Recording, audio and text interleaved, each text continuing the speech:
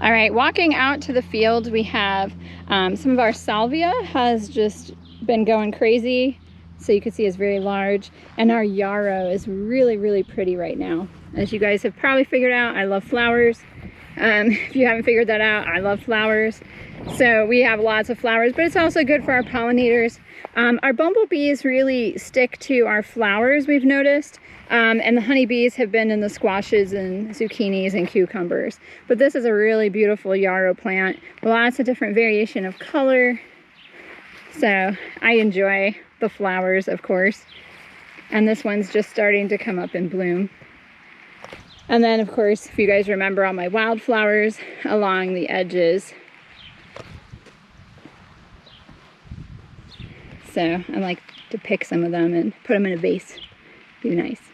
So out here in the field, I'll let Grant take over. All right, so out here in the field, we have 2 rows of cucumbers, and we've learned that you should probably trellis your cucumbers because they spread out like crazy wildfire. And it's much easier to find cucumbers when they're not laying on the ground like here and so forth. So we've been learning as we go through this.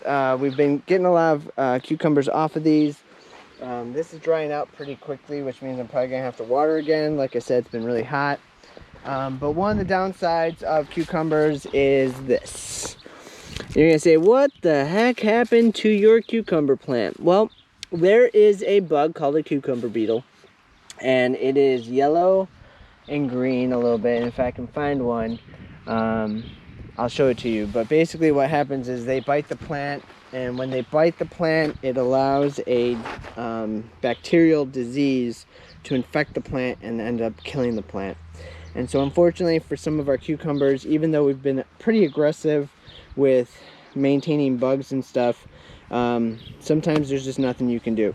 And so yeah, so here's another one that has been affected. It will still produce until it dies, but so far we haven't had much luck. Here's another one of our cucumber plants. Like I said, it grows tremendously and it vines out unbelievably. And so this is one of those things where we are learning as we're going. And so next year we'll have a trellis instead, which is what we kind of did over here. So we kind of went ahead and put in this little half trellis metal guy, and we've seen that yes, cucumber plants do grow on it very, very well. And so next year we'll have a much better system for this. One of the epic fails though that we've had so far, as you can see, is those are our summer squash plants and that's our cucumber. And so now our cucumbers are growing into the summer squash and the summer squash is growing into the cucumber. So it makes for a unique situation in which trying to find one without stepping on the other. And so we are learning our lesson of not planting 2 major spreading plants right next to each other, and to have a little bit more space as well. All right, so next on the list as we walk through, this is all summer squash, yellow squash as people like to call it. We planted 2 rows of it, which has been unbelievable, but it's just been so much. I mean, we can't keep up with the amount of summer squash that we keep harvesting from it. It's just been unbelievable. And so for our zucchini, zucchini's been the same way. We're kind of at a pause. We're starting to get into round 2 of zucchinis. And so right now we are kind of getting everybody ready to start harvesting again. We do have flowers, not as many as the first round, which is understandable, but we are starting to get some from round 2, which is pretty cool. And we do spend quite a bit of time, it wouldn't look like it today, pruning all of these zucchini and squash. So it looks like it's just a big canopy right now. And by the time we're done pruning, you know, you can see all the yellow flowers. And so this is just showing like how fast these actually grow. So you can see here one that is starting to vine out more. And so that's what they keep doing. So they'll vine out and then they will produce new leaves and then they produce flowers and that produces squash. So it's been you know, a lot to kind of keep up, but you know, we've gotten so much out of it that we can't even keep up eating it all. So hopefully people will start buying it at the market from us, because we really need to sell some yellow squash. Here's our carrots. We've had more carrots come up that we thought were dead, but we keep coming up with little baby guys. So like, still have another carrot that formed up here recently, and so our carrots are okay. They're not in the best of shape, but they have been growing really well, so can't really complain. We did have the deer come through and eat some tops off. But yeah, you can see that here. This top has been eaten off and stuff. So but that's, you know, that's what happens when you have a mama and a baby come through and they like to eat and snack, and it's okay. It's not the end of the world. So we have our 3 beds that we're going to go ahead and get these ready for fall planting next week. And then we'll go ahead and get those covered because it's supposed to be hot all next week. This is our radish thing that we're just going to keep leaving it because we don't want to deal with it right now. Yeah, it's really pretty though. I mean, there's a lot of flowers and stuff. So, and when you see the actual radishes, it's kind of funny. Yeah. And you see how large. Ow. Yeah, there's a lot of thorns, so be careful. So I pull that. That's how big they can get, which is not what you want, obviously. No. So we can't eat that anyway. No. But yeah, so that's where we are. Yeah. There you go. There's a radish. So yeah, that's where we're at. And then we're into our peas. Our peas are pretty much done. We have harvested so many peas out of these 2 rows of the sugar ands. That's why they're lower. And then we are on to our sugar snaps, which are taller. We have learned that if we do these again, that obviously our trellis needs to be about 6 feet high. These 4-foot high posts are just not doing it. So you can see how thick they grow as well. And, it's like a jungle in there. And like a jungle. And so we wanted to show you guys epic fail number 2. This is epic fail number 2. So if you can remember way back, this was sweet potatoes, and we said that, hey, we are not sure if our sweet potatoes are going to come. We also didn't plan for enough space for sweet potatoes.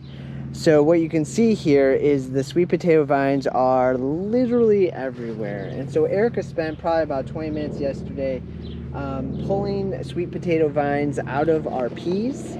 So if she wants to walk down there and show you guys, we are having to kind of manipulate the vines a little bit so that we can get them to grow, but so they have just taken over. What they're doing is they're coming into the actual peas and starting to go into that. And what you notice, or what I did notice that I was not aware of, is that they'll send these little shoots out, and then those will eventually go into the ground as a root. And so I wasn't aware of that when I was trying to move some of these vines. So you got to be really careful when you're moving the vines around. So the newest shoots obviously don't have that issue yet, but as they grow and mature, they will put roots down apparently. So we learned something new. And these are the ones that looked like they were all dying. Yeah. So here we are with who knows how many sweet potatoes someday.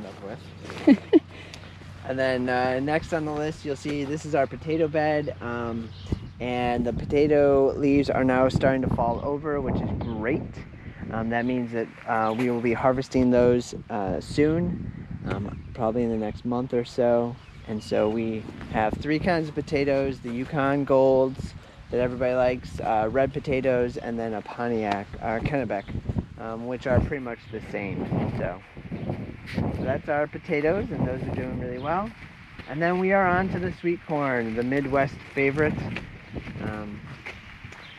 To be honest, I've never grown corn before, so I really don't know when they're ready to be harvested, but we are pretty convinced that we are getting close.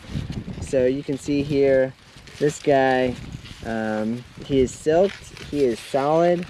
And so I'm not really sure when he's gonna be. We're gonna have to check up on that.